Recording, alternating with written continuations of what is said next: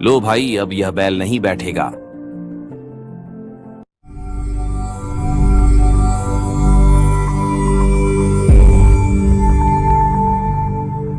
हरियाणा के एक गांव में एक हरलाल जाट नाम का किसान रहता था। हरलाल जी खेती का काम और सामान परिवहन का काम करते थे। हरलाल जी बहुत धार्मिक प्रवृत्ति के व्यक्ति थे। गांव में आने वाले संत महंतों का बहुत आदर करते थे। एक बार उस गांव में एक संत आए हुए थे। गांव में 2-3 दिन रुकने आए और सत्संग कर रहे थे। हरलाल जी संत के पास पहुंचे और कुशल मंगल पूछा। हे महात्मा जी, आप किस गांव से हो? कौन आपके माता पिता हैं? भाई मैं तो जन्म से ही अनाथ हूं। जब कोई नहीं बचा तो घर त्याग दिया और अब परमात्मा के भजन करता हूं और अपनी भक्ति करता हूं। हे महात्मा, आप कृपया करके हमारे घर रुकिए। हमें आपकी सेवा का मौका मिलेगा और हमें भगवान की महिमा सुना देना। आपके लिए अलग से कक्ष की व्यवस्था कर दूंगा और भोजन भंडारा भी दास के घर से ही कर लेना। आपको भक्ति में कोई बाधा भी नहीं आएगी और हमारे अच्छे कर्म भी बन जाएंगे।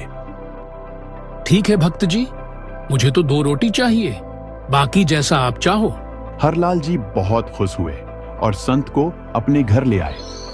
हरलाल जी के महिलाओं तथा पुरुषों का अलग अलग मकान थे। पुरुषों वाले मकान की छत पर बनी एक चौपाल में वह साधु रहने लगे।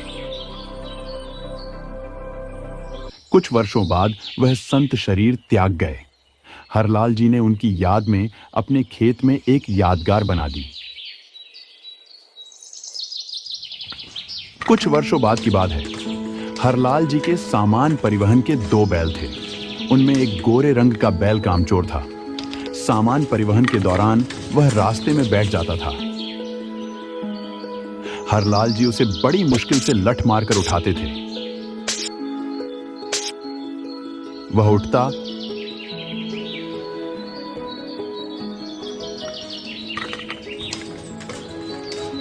और कुछ दूर चलकर फिर बैठ जाता।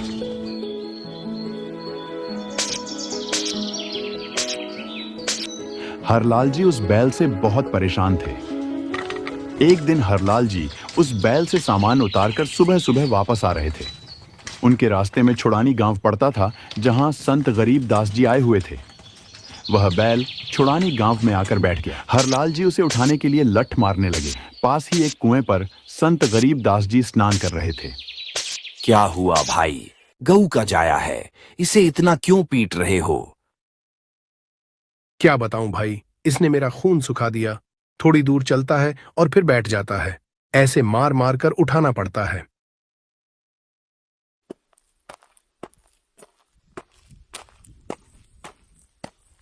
संत गरीब दास जी उस बैल के पास आए और उसके कान में कुछ कहा। इतने में वह बैल झट से खड़ा हो गया। लो भाई, अब यह बैल नहीं बैठेगा।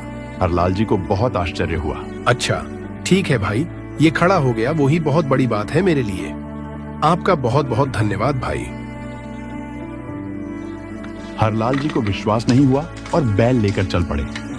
वास्तव में बैल नहीं बैठा और दूसरे वाले बैल से भी तेज चल रहा था। हरलाल जी बहुत अचंभित हुए।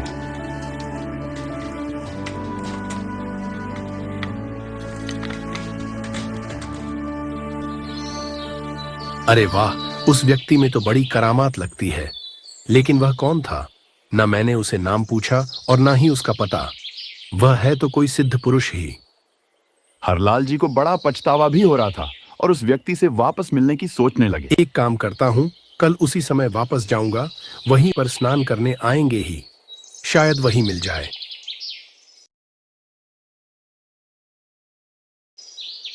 अगले दिन हरलाल जी उसी समय उस कुएं पर पहुंचे। क्या हुआ भक्त हरलाल, बैल के बारे में पूछने आए हो क्या? क्या आपसे क्या छुपा है महात्मा जी? मैं जानने तो वही आया हूं, लेकिन आप साधारण व्यक्ति नहीं हैं। कौन है आप? आपका क्या नाम है?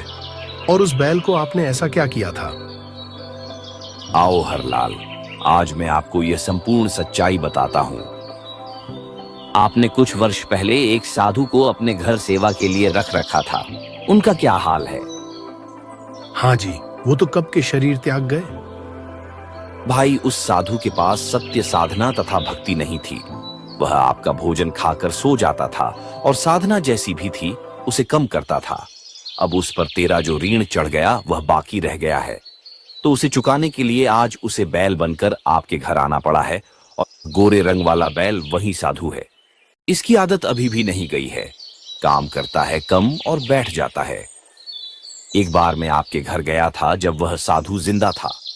मैंने उसे सतभक्ति के बारे में बताया, लेकिन उसने अभिमान वश स्वीकार नहीं किया। उसने मुझे गृहस्थी बताया और स्वयं को बाल ब्रह्मचारी बताकर गर्व महसूस कर रहा था। अब बन गया बैल और चुका रहा है अपना कर्ज।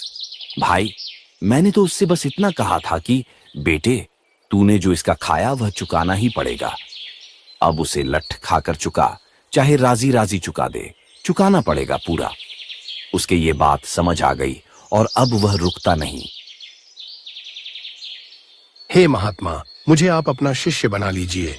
सतभक्ति बिना जीव कितना कष्ट उठाता है। आज से मैं भी आपके साथ ही रहूंगा और सतभक्ति करूंगा। नहीं भक्त हरलाल, अपना काम भी करो, गृहस्थी जीवन जीवो और सतभक्ति भी करो। भक्ति के लिए घर बार त्यागने की जरूरत नहीं है। गाड़ी बाहों खुश रहो, खेती करो खुशहाल। साई सिर पर राखियो, सही भक्त हरलाल। भगवान की आज्ञा में रहो और सतभक्ति करो, नेक काम करो, फिर आप भी सच्चे भक्त बन जाओगे।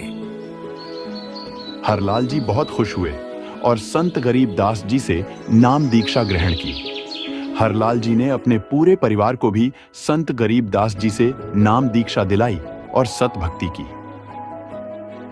ये अनमोल ज्ञान जगत गुरु तत्वदर्शी संत रामपाल जी महाराज के सत्संगों का अंश मात्र है। संपूर्ण आध्यात्मिक ज्ञान के लिए सुनिए संत रामपाल जी महाराज के मंगल प्रवचन। आप संत रामपाल जी महाराज जी के मंगल प्रवचन संत रामपाल जी महाराज एप्लीकेशन पर भी सुन सकते हैं तथा उनके द्वारा लिखी पुस्तकें भी डाउनलोड कर सकते हैं।